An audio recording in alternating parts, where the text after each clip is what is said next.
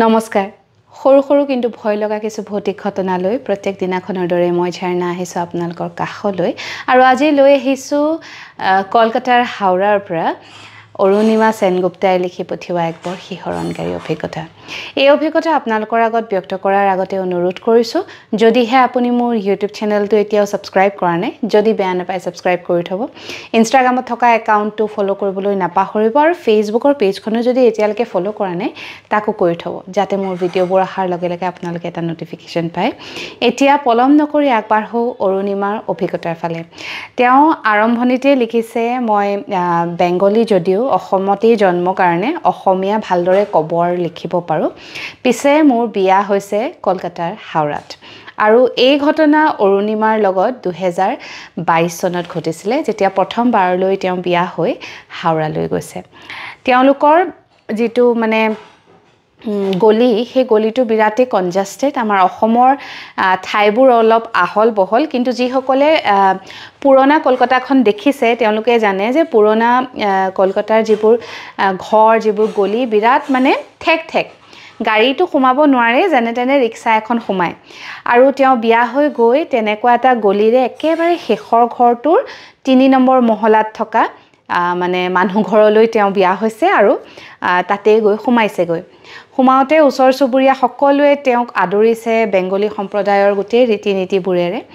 আৰু সকলো মানুহখিনি বিৰাট মৰমিয়াল গতিকে অৰুণিমাৰ বিৰাট বেছি ভাল লাগিছে আৰু বিশেষকৈ তেওঁলোকৰ ঘৰটো আছিলে 3rd ফ্ল'ৰত 2nd ফ্ল'ৰৰ মানুহ ঘৰৰ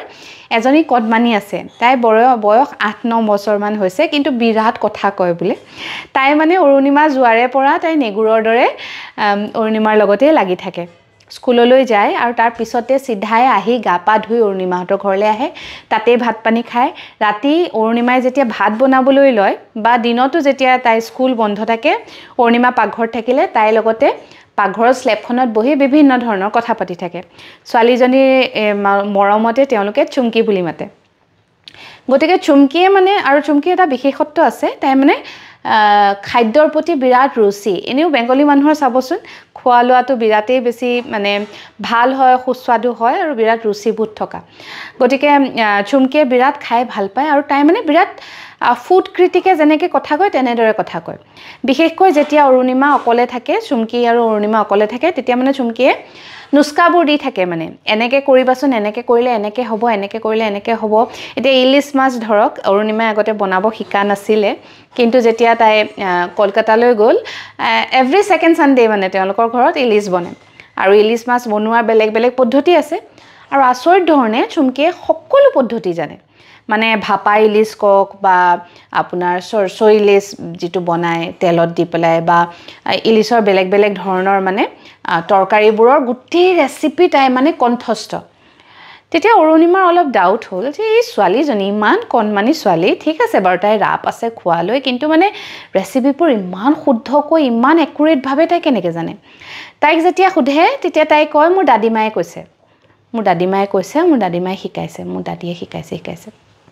তাৰপিছতে দাদিমা নহয় কাকিমা বুলি কয় নেকি তেনেকৈ আইতা মুঠতে আৰু আইতাই কৈছে তাৰপিছত অৰুণিমাই তেতিয়া ভাবিলে যে হয়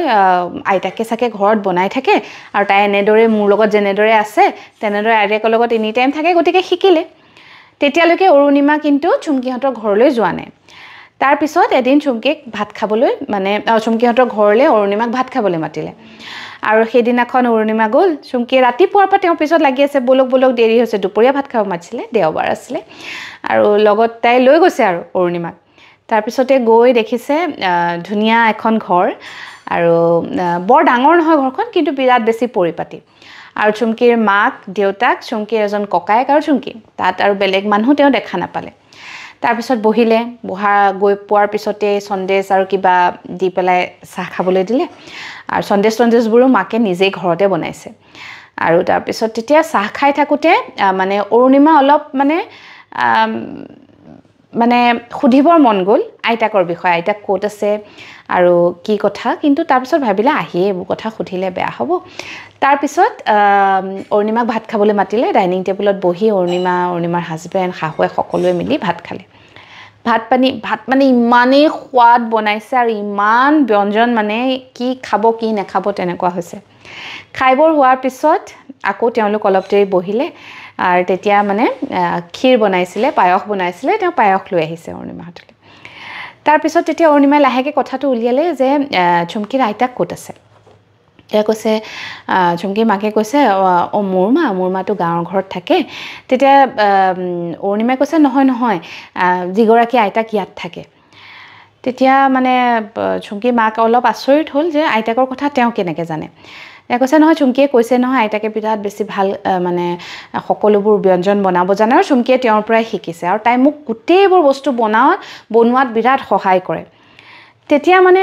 চুমকিৰ মাকৰ অলপ মানে উৎকণ্ঠাটো আৰু বাঢ়িলে যে কি কথা কৈ আছে আচলতে অৰুণিমা সুধিলে কিয় সুধিছা তুমি কি কথা তেতিয়া অৰুণিমাই গোটেইখিনি কথা ক'লে তাই প্ৰথম অহাৰ পৰা সেই দিনাখনলৈকে চুমকিয়ে তাই কিমান ব্যঞ্জন বনাব শিকাইছে আৰু প্ৰত্যেকবাৰ তাই এটা কথাই কয় যে আইতাই মোক শিকাইছে কাকিমায়ে মোক কৈছে এনেকৈ বনাব লাগে এনেকৈ কৰিব লাগে নিমখ ইমান দিব লাগে চেনি অকণমান দিব লাগে মানে গোটেই যিবোৰ থাকে আৰু প্ৰণালী তেতিয়া চুমকিৰ মাকৰ মুখখন দেখি অৰুণিমা অবাক তেওঁ মানে মুখখন ৰঙা চিঙা পৰিছে তাৰপিছত অৰুণিমা সুধিলে কি হ'ল মই কিবা ভুল ক'লোঁ নেকি ছোৱালীজনী আপোনাৰ বিৰাট ভাল আপোনালোকে বেলেগ একো নাভাবিব মই জাষ্ট জানিবহে বিচাৰিছিলোঁ কোনে তাইক ইমান ভালকৈ মানে খাদ্যৰ বিষয়ে জ্ঞান দিছে তেতিয়া মানে চুমকিৰ মাকে কৈছে মই এই কথাটো আজিলৈকে ইমান গুৰুত্ব দিয়া নাছিলোঁ কিন্তু আপোনাৰ আগতো যদি সঁচাই তাই একেখিনি কথাকে কৈছে তেনেহ'লে গুৰুত্ব দিবলগীয়া কথা তেতিয়া অৰুণিমাই সুধিলে কি হ'ল মানে কিয় কৈছে এনেকৈ ভালকৈ বুজাই কওকচোন তেতিয়া তেওঁ ক'লে যে চুমকি গৰ্ভত থাকোঁতেই মানে চুমকিৰ আইতাক দেউতাকৰ মাক ঢুকালে আইতাকক চুমকিয়ে কেতিয়াও লগ পোৱা নাই কিন্তু তাই কথা ক'ব পৰা হোৱাৰে পৰা কেৱল খোৱা লোৱাৰ কথা কয় আৰু মানে একুৰেট আইতাকে যেনেদৰে চুমকিৰ মাকক শিকাইছিলে মানে কিবা বটা বনাবলৈ কিবা ভাজি বনাবলৈ দালিখন কেনেকৈ বনাবলৈ একদম এজ ইট ইজ চুমকিয়ে মাকক কয় মানে এনেকৈ বনাবাচোন এনেকৈ কৰিবাচোন আৰু যেতিয়া মাকে মানে সোধে তই ক'ৰ পৰা গম পালি এইবোৰ কথা তেতিয়া তাই কয় আইতাই কৈছে আৰু সেই একেখিনি কথা অৰুণিমাক গৈ চুমকিয়ে কৈছেগৈ তাৰপিছত মানে অৰুণিমাৰ শাহুৱেক তেওঁৰ হাজবেণ্ড লগতে চুমকিৰ মাক দেউতাক সকলো প্ৰায় 30-40 ছেকেণ্ডমান একদম মৌন হৈ বহি থাকিলে মানে কাহ পৰি জিন যোৱা বুলি কয় যে পৰিৱেশটো তেনেকুৱা এটা পৰিৱেশ তাৰপিছত অৰুণিমাৰ মাকে শাহুৱেকে মানে কথাটো অলপ পাতলাবলৈ ক'লে এইবোৰ দেৱশিশু এহেঁতে কথা কিছুমান গৰ্ভতে শিকি আহে বাদ দে বল তেওঁ কথাটো সলাই কথাটো পাতলাই দিলে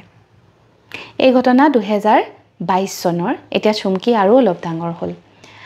তাই এতিয়াও অৰুণিমাৰ লগতেই থাকে স্কুলৰ পৰা আহি চিধাই গা পা ধুই অৰুণিমাৰ ওচৰলৈ যায় ৰাতি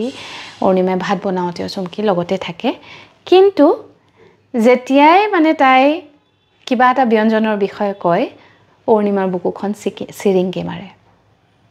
ক'ৰ পৰা বা শিকিলে আইতাকে তাক কেনেকৈ শিকালে তাইতো আইতাকক কেতিয়াও লগেই পোৱা নাই বৰ আচৰিত নহয়নে বৰ অদ্ভুত এটা কথা ধন্যবাদ অৰুণিমা আপুনি আপোনাৰ এই অভিজ্ঞতাটো আমাৰ লগত শ্বেয়াৰ কৰাৰ কাৰণে আৰু সঁচাই কিছুমান কথা কিছুমান ঘটনাৰ কাৰণ আৰু মানে কোনেও ধৰিব নোৱাৰে আচলতে কিয় হ'ল কেনেকৈ হ'ল গতিকে তাক তেনেদৰে এৰি দিয়াটোৱে ভাল বৰ আচৰিত ধৰণৰ ঘটনা এটা আজি পঢ়িলোঁ আপোনালোকৰ আগত ব্যক্ত কৰিলোঁ শুনি কেনেকুৱা পালে জনাবৰ কাৰণে ভিডিঅ'টোৰ তলত কমেণ্ট কৰিবলৈ নাপাহৰিব লগতে আপোনাৰ যদি কিবা অভিজ্ঞতা আছে যিটো আপুনি মোৰ লগত শ্বেয়াৰ কৰিব বিচাৰে তেনেহ'লে মোৰ মেছেঞ্জাৰত গৈ এটা মেছেজ কৰিব আজিৰ এই অভিজ্ঞতা ইয়াতেই সামৰিছোঁ কিন্তু যিসকলে মোৰ ই বুকখনৰ বিষয়ে সুধি আছে কিনিম বুলি ভাবিছে বা যিসকলে ইতিমধ্যে পঢ়িলে তেওঁলোকক অনুৰোধ কৰিছোঁ www.rong.digital লৈ গৈ মোৰ সৰু কিন্তু ভয় লগা ভৌতিক ঘটনাৰ সংকলনখন পঢ়িব যিসকলে পঢ়িলে ইতিমধ্যে তাত ৰিভিউ বাটনটো টিপি এটা ৰিভিউ দি দিব যাতে মই দ্বিতীয়খন সংকলন উলিওৱাত আৰু বেছি সহায় হয় ইতিমধ্যে পিছে দ্বিতীয় সংকলনৰ কাম আৰম্ভ হৈছে ইয়াতে আজিৰ এই মানে শিতান সামৰিছোঁ কাইলৈ নিশা এক নতুন অভিজ্ঞতা লৈ আপোনাৰ কাষ চাপি মিডিয়ালৈ আহিছোঁ শুভৰাত্ৰি